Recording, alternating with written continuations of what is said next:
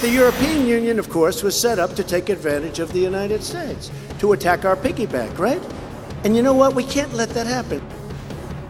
President Trump has taken on the European Union at recent rallies, and now we are learning the president's issues with the EU also came up in a private meeting with the French President Emmanuel Macron.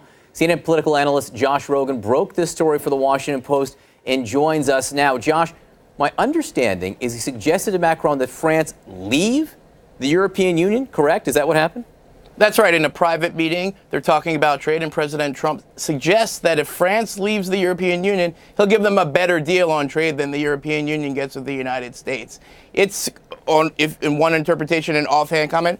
In another interpretation, a shocking proposal that would destroy an alliance of American allies and a statement against U.S. government policy. You know, it fits into a pattern of President Trump saying really, unconventional things about U.S. alliances. Taken in isolation, it could be sort of written off as a joke or a suggestion. But in the context of what's going on in the U.S.-Europe relationship, it actually fits a pattern that is shocking allies and destabilizing. It can't be taken in isolation because there have been reports just within the last few days that he was running down NATO, suggesting in his words that NATO is as bad as NAFTA. And then just this morning, Josh, we're getting reporting from Axios that he was suggesting that the United States pull out of the WTO, the World Trade Organization. Let me just read you that quote.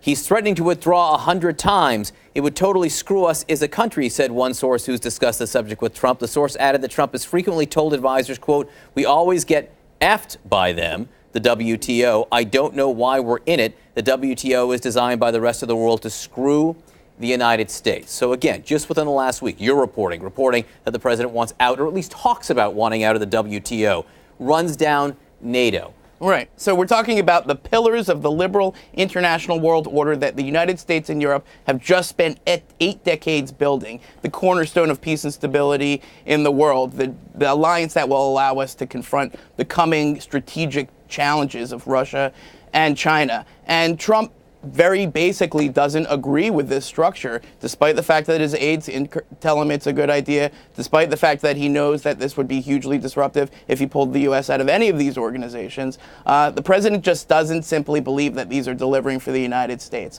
Now, his administration has an explanation that he's just trying to reform the world order, not dismantle it, but the effect on our allies is real. And I spent a week in Europe, and let me tell you, they're freaked out, and they don't understand why the president doesn't understand the value of the alliances and what they bring to the table. And when your allies are freaked out and your enemies are very happy, you're doing it wrong, okay? That's a diplomatic fail. And heading into the NATO summit and his meeting with Russia, there's no telling what other suggestions he might bring up, and that has everybody really and you use the phrase world order right there. We are talking about institutions that have helped keep this world together for decades, but also, you noted correctly, the president, to an extent, ran against them. The president, to an extent, has always said he doesn't like them. The question is, do you believe he fundamentally understands the role that they have played in the world over the last several decades?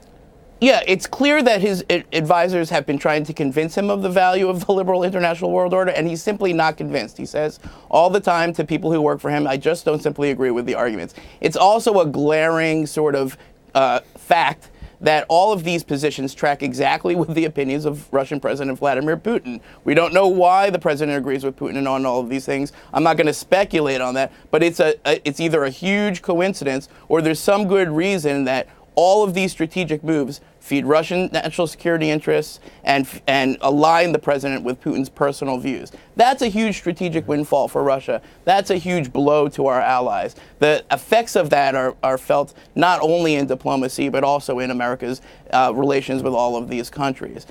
So, that's a problem. Now, in the first year, you could have said, well, his national security cabinet kept him pretty much, on track. They managed him. He didn't do anything too shocking. Some shocking things like pulling out of Paris, etc. But basically, the guardrails held. In the second year, President Trump is unleashed. He's going rogue. He's going Trump. Okay, and now nobody knows if people like Mike Pompeo, Mattis, Kelly, as long as he stays around, are going to be able to keep the president from succumbing to his worst instincts with huge implications for the U.S. and the international And again, security. remember the president meeting with Vladimir Putin in the days after he meets with America's oldest allies in the NATO alliance. Josh Rogan, Stay great tuned. to have you here with us. Appreciate it. Anytime.